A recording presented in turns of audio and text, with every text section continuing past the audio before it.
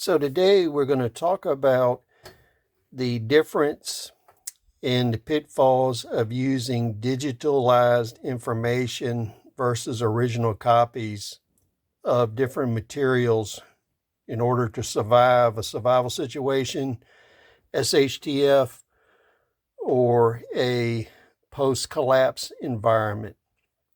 Now, what comes to mind is if you're going to utilize digital assets post-collapse, you would have already printed a copy out. Now, that's an important consideration because post-SHTF, you can't guarantee that you'll have power. So you need printed copies of your digital information. Now, the real pitfalls of digital information comes in two forms. Now, in one form, for instance, technical manuals from the U.S. military that are printed online, if they have to do with weapons, explosives, demolition, sometimes they have been deliberately altered or edited in their digital online format. I've seen a lot of instances where you have an actual printed copy of the original one made for the military, and you look at the online one, and when it comes to explosives, improvised weapons, you can see where they change some of the directions, user information, and mixtures, which makes them dangerous and prone to detonation. So you need to use extreme caution anytime you're using online, digitalized, or commercially printed copies of military manuals. Always get the original if at all possible. And then if you are forced to use digital ones, use a lot of caution and read through and understand what they're telling you, because if something's out of order, it can be deadly. Now, the biggest issue for a post-collapse survivor is the fact that digitalized copies diminish the quality of the photographs and the text in the manuals.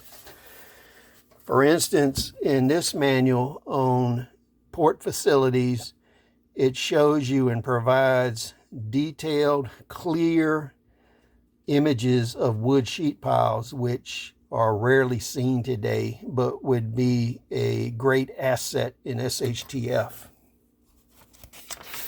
The other thing is a lot of these military manuals that are extremely useful, here showing a dock detail. You notice the large, easily read labels, the clear drawing here, which in a lot of the digitalized copies, the drawings are not clear. One reason for that is they changed the size format to maybe a 4x8 or a standard print size when the original was much larger. Now, when we look at photographs, a lot of these old military manuals, these photographs and drawings were kind of lacking detail when they were originally made, or they were harder to read because of the print. Once you digitize this and try to print it out at a smaller scale, they can become useless.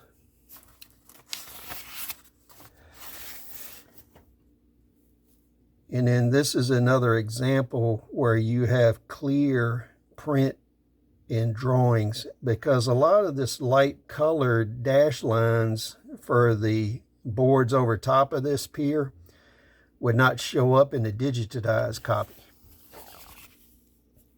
Now, this book looks like just some kind of generic thing you would find, but this is a copy of the treatise on railroad trestles. This copy was printed in actually 1891. This is an original copy. You can see this is a much larger print format than your common book sizes. This is actually 9.5 by 12 inches. And this is the title, A Treatise on Wooden Trestle Bridges by Foster. This was the original copy before they integrated concrete structures into the book. The copyright has expired. All of the online copies I've seen of this book are incomplete, or the scans of it are of poor quality. The other interesting fact is the copy I have came with a whole lot of notes and papers in it from somebody that actually used the book many, many years ago. And you can see how much better the drawings are in this book, in the labeling and the tables, than on any of the online copies. And what you got to remember is, in books this old, they use non-acid paper. So these books will preserve much better and for a longer period of time than books printed today, because the acid in the modern day printed paper degrades very fast. Now, what's interesting is I see a lot of stuff in this original that is not included in any of the digitalized copies. And the large format of this book, a lot of the details, especially on large trestles,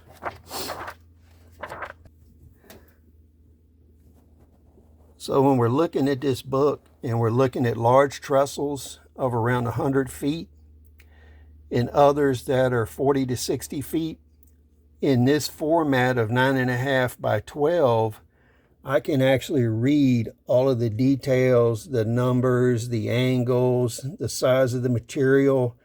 I can see the fastener locations, which you cannot see with blown up digitized copies.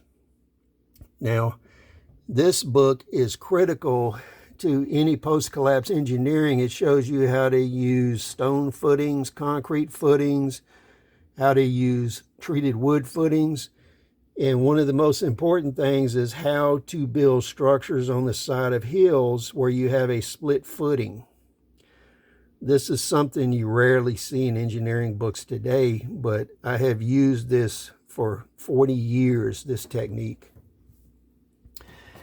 Now, what I would like to point out to you is this book, which most people disregard as useless. This book was where the Japanese army got the information from to build the bridge on the River Kwai in World War II.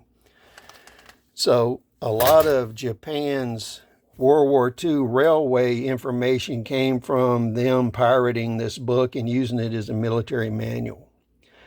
So that's some thoughts and ramblings on using digitized materials. And I'm going to caution you again, anything having to do with weapons and explosives, you need to make sure that the information hasn't been altered when it was released to the public. Please share your thoughts. We'll see you on the next video.